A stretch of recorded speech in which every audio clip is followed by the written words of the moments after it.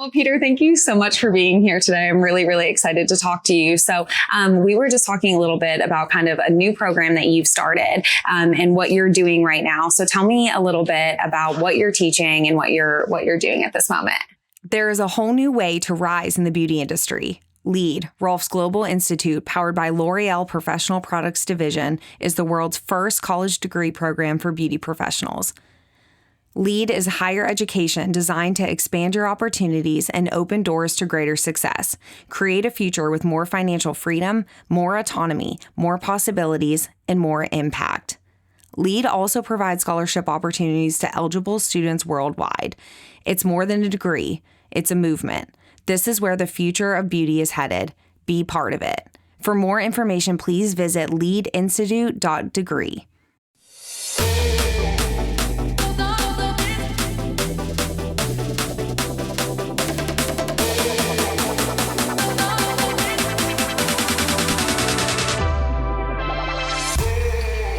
Yeah, so the program is called the Freedom Project. And really the emphasis behind it for me was, during the shutdown in COVID, I had a lot of free time on my hands. And I really wanted to sort of think back and ask myself the question, what are the key principles or what has been the key strategy for me for all these years that has, led to the success of our salons and our individuals.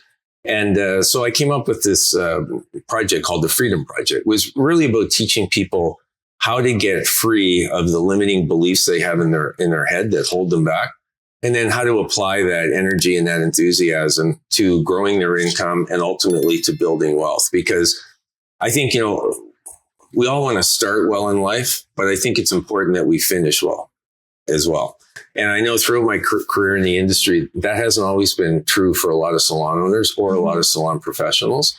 And so that's a real passion of mine, is coaching and mentoring young people and really helping them to see their potential, but more importantly, to develop the habits that will allow them to actually realize on that potential. Yeah, the sooner the better, right? Is what we're been told to start planning. I think that we get so excited when we're young to be like, okay, we're making money now. We finally have it. But thinking so far down the road, what we know is that farther down the road comes very quickly. And so having that plan from the beginning makes it easier. So you're not 40 years old saying, what do I do now? What am I supposed to do? I think that starting your career off with a plan, when you get that first job in the industry and you're like, okay, I'm budgeting and maybe I'm paying off student loan stuff. I mean, that's all a part of what you will factor into this. There is still a little bit that can go a long way in the long run. So I think it's really awesome to start this soon.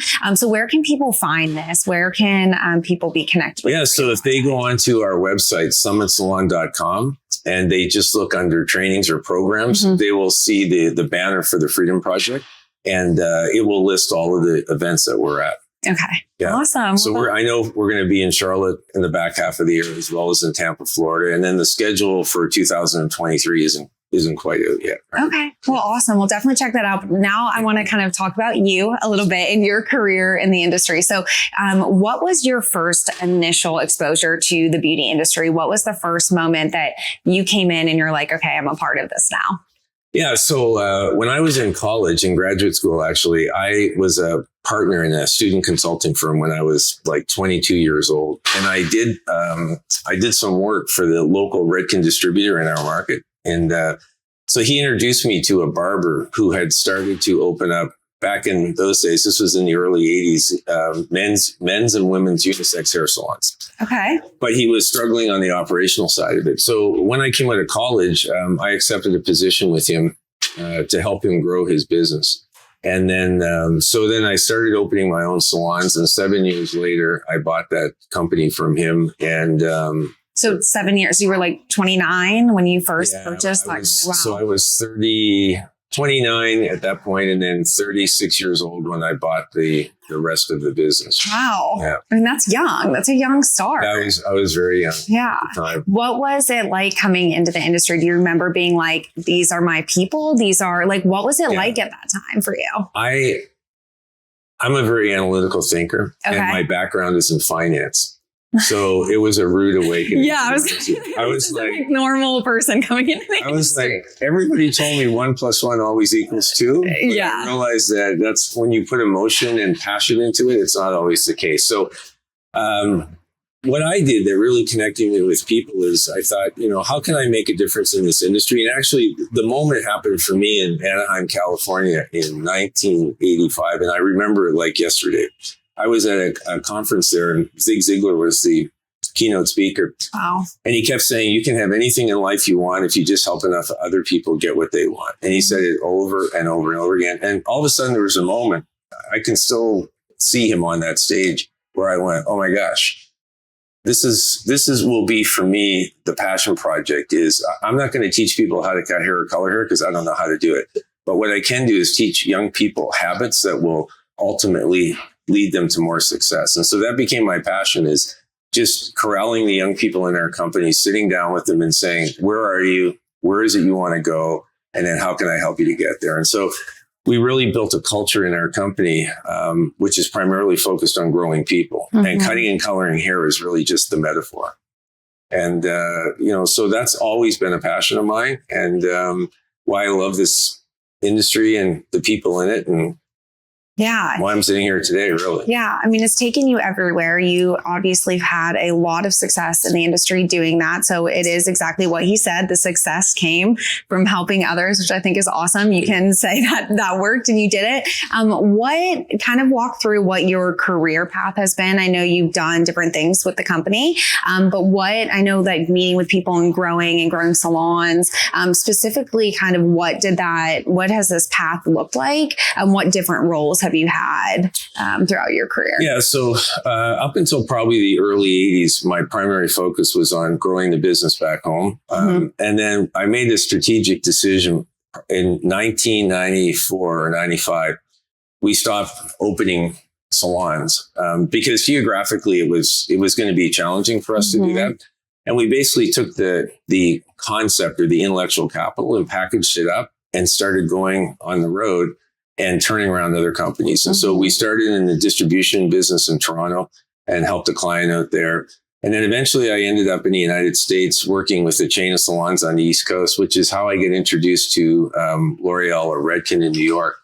And so from there, I've worked through L'Oreal with probably every major chain in the industry, from JCPenney's to Ulta to you name it. But my love has always been for the independent salon owner.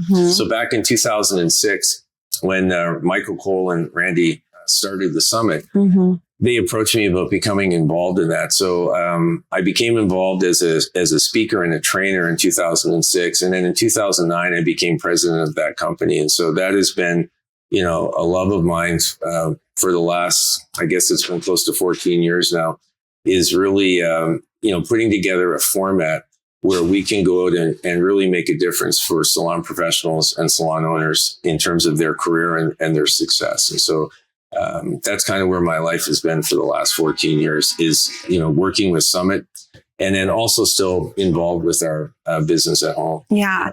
So one of the things that is happening in the industry right now is we have a lot of young stylists coming out of beauty school and really wanting to kind of make their own way and kind of jump in. I think a lot of people are jumping in without having something like Summit in place, or somebody like you to kind of help guide them. I think they're jumping in to waters that I don't know that they're as prepared for. Do you kind of see that being the case right now? A little different than maybe 10 years ago, 20 years ago. Are there still as many people looking for this information, or is it more, I did it maybe not the right way, and now I'm looking? Is it coming more after a little bit of experience in the industry? Yeah, we're seeing a lot of different trends out there. I think for sure, probably 75% of our labor force will be millennials by 2025. I have 4 of them at home. So, and they're very entrepreneurial. They're the smartest people on the planet. And I love their energy and their enthusiasm. But sometimes it's like, ready, jump, aim. And I think that's very prevalent. And then I think there's, on the back end, a lot of them struggle because they have the passion for it. They don't necessarily have a plan. I have this little, I don't know if you can see it, this little rubber bracelet on. It says passion plus purpose equals prosperity. So I think there's no question that, to me, passion is about loving what you do, and you have to love what you do. You're never going to work hard enough at it to be great at it. But I think most service providers have passion in spades, but they're not always on purpose. They're not always aware of the cause and effect relationships that really drive success in this industry. And so sometimes they learn it the hard way. Yeah. And, that's really what our passion is at Summit is how can we shorten the learning curve for them? How can we set them up from day one and put them in a position where they're going to be more successful? Yeah. What's that look like coming out of beauty school? Like, I know everybody has a different path and there's not just like one way, but if one of your kids were to go into beauty school right now, what would you recommend for them as their first year in the career, second year in the career? What's that look like for you? I know this is kind of on the spot. Yeah, no, 100%. I'm a big fan of what I call modeling. Okay. So I know throughout my life, whenever I wanted to learn something, there's two ways to do it.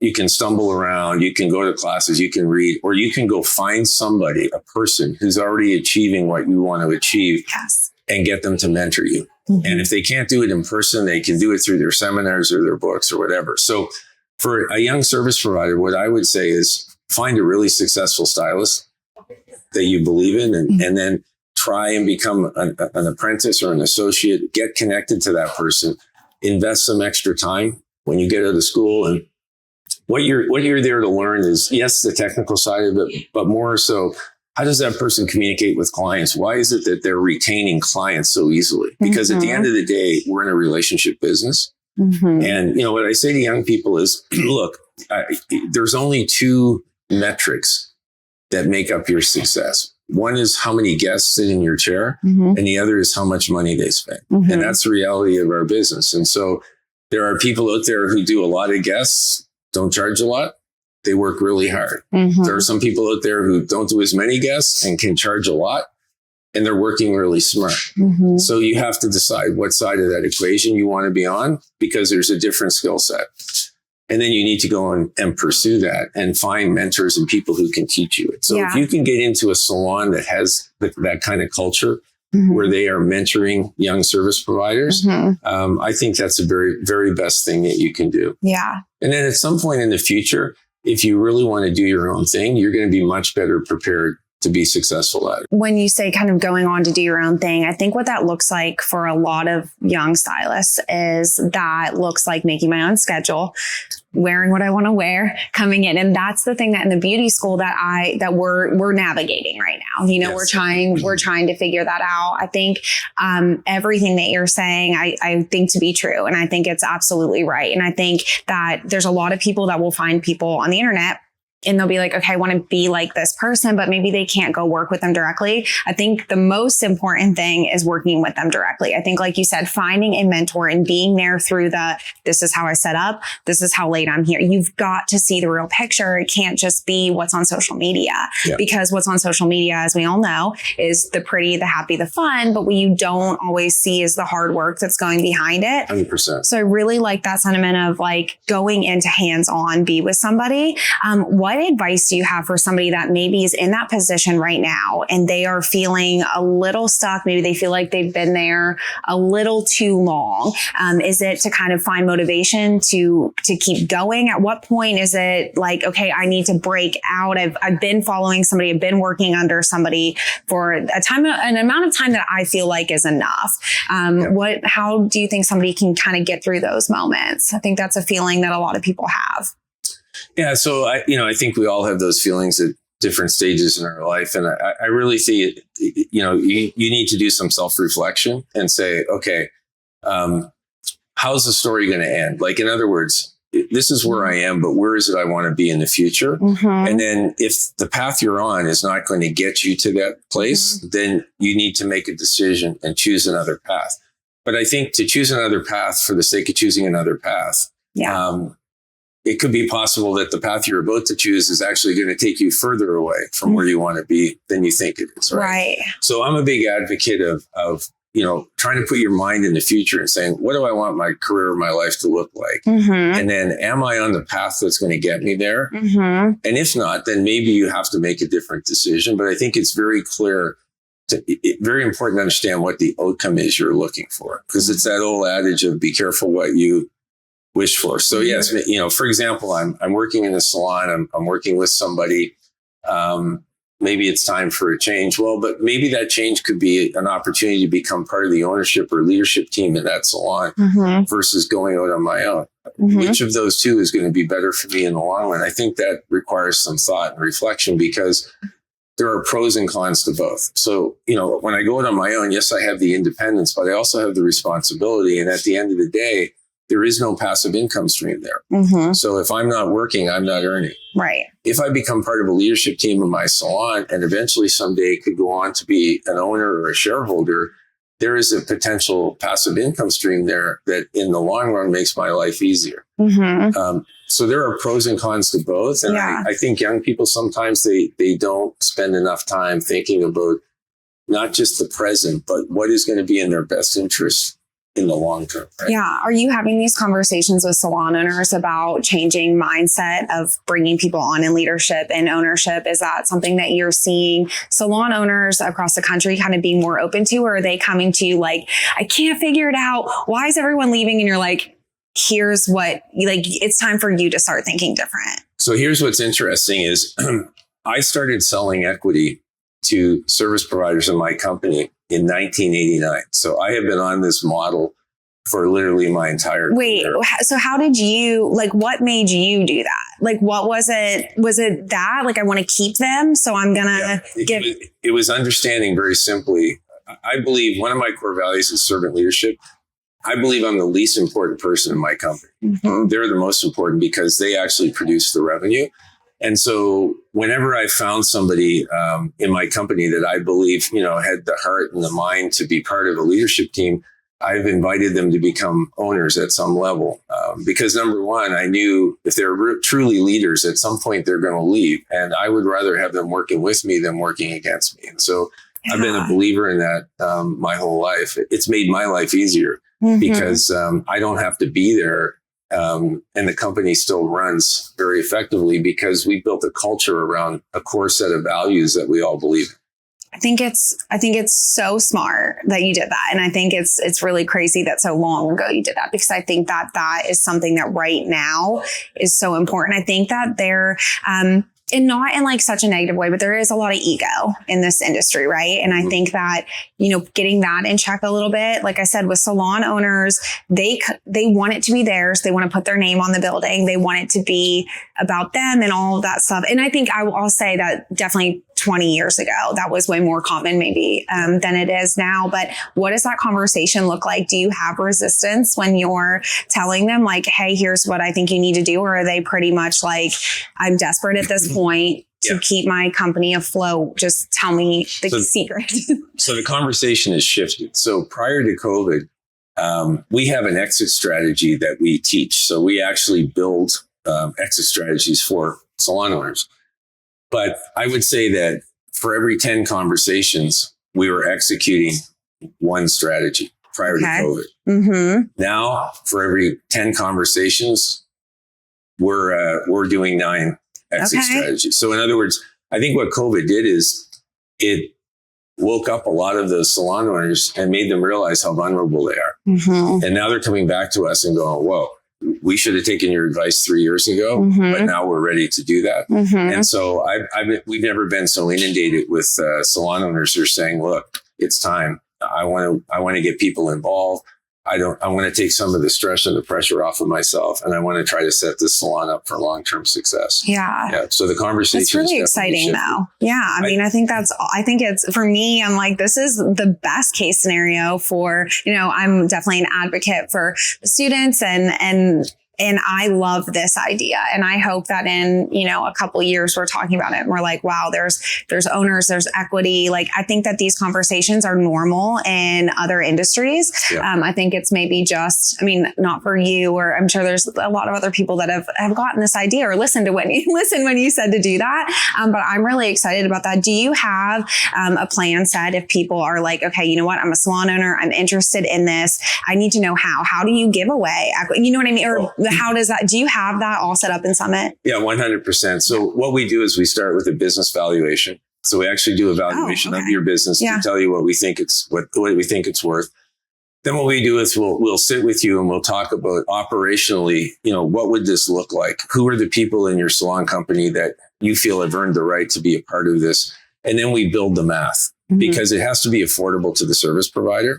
And so we will build either, a full exit, a partial exit. It could be over a 5-year period of time. It could be over a 10-year period of time. But the whole idea is that it's a manageable process for you and for them. And what really resonates well with salon owners is I try to explain to them, because you mentioned about ego, and we all know that that's present in our industry. But I say, look, at the end of the day, what's going to really make you feel well? Is it going to be you continuing to believe that you need to make all the decisions and ultimately leading to the demise of your business? Or is it you leaving a legacy? And so what the young people in your salon company possess that we no longer possess is the energy and the desire to do the work. Like, I'd love to believe I can work as hard at my age today as I could in my 30s, but it's just not true. But I said, what you don't realize is what you possess is something very important that they're looking for. And that's wisdom, because they haven't taken the journey yet. And so if you can combine your ability to guide them through the trials and tribulations with their energy and enthusiasm to do the work, then you can hit a home run. Yeah. And I'll tell you, as a 62-year-old entrepreneur, I've never had more demand on my time by young people. And what they want is they don't want me to tell them how to do it or what to do. They just want me to help them with the why, the wisdom, the inspiration. Yeah. What are the obstacles you're going to face? What are the disappointments you're probably going to encounter? How do you navigate through those obstacles, in your life, whether it's in business or not, or outside of business? And, they love it. And the other thing too, is I think we all have to get our heads around the fact that, as a baby boomer, I grew up in a generation where I watched my parents struggle. They watched their parents struggle. We all had one desire, and that was to do better than our parents because we didn't want to struggle. Right. A lot of millennial kids, they know more about tech. So we were always believing, like, our belief was we're going to learn from our parents and then carry on. But the truth is, my kids are going to forget more about technology than I'm ever going to learn. So my belief today is that it's a mutual relationship. They're teaching me about things I don't know and understand, and I'm teaching them about things they've never experienced. Yes. And together, it's a beautiful thing. But if you're a baby boomer and you're hanging on to the notion that they should be learning from you and that there's nothing you can learn from them, you're not going to create an environment or a culture that's conducive. Yeah. Because they're going to go, you know what? Yeah. I'm out of here. But so I think there's magic can happen in this environment. Yeah. But I think the old, baby boomer salon owners, we have to get our mind around the fact that we have something to learn from these young, brilliant people. But understand we also have something to teach them. Yeah. And that's our wisdom and our I experience. think that's an amazing perspective. I think that your knowledge, what you've done in the industry is so valuable and so important. Like we need it and we need it in the beauty schools and we need it everywhere. So I'm so thankful. I know we could talk for another 2 hours. I have so many more questions, but thank you so much for being here with us. And thank you for giving us our time. And where can we follow you? So you can follow me through our website on summitsalon.com. I'm also on Instagram and Facebook. I'm not as active as one might because. So you're not selfieing all the time on Instagram. That's what you're telling me. No, I'm trying to disappear, if you will. I'm trying to create less demand for myself instead of more. So I'm, yeah. So where can we follow you on Instagram? What's your handle? Just Peter Mahoney? Just P Mahoney. Yeah. Okay. Awesome. Yeah, well, thank you so much for being here. We really appreciate it. My pleasure. Thank you. There is a whole new way to rise in the beauty industry. LEAD, Rolf's Global Institute, powered by L'Oreal Professional Products Division, is the world's first college degree program for beauty professionals. LEAD is higher education designed to expand your opportunities and open doors to greater success. Create a future with more financial freedom, more autonomy, more possibilities, and more impact. LEAD also provides scholarship opportunities to eligible students worldwide. It's more than a degree, it's a movement. This is where the future of beauty is headed. Be part of it. For more information, please visit leadinstitute.degree.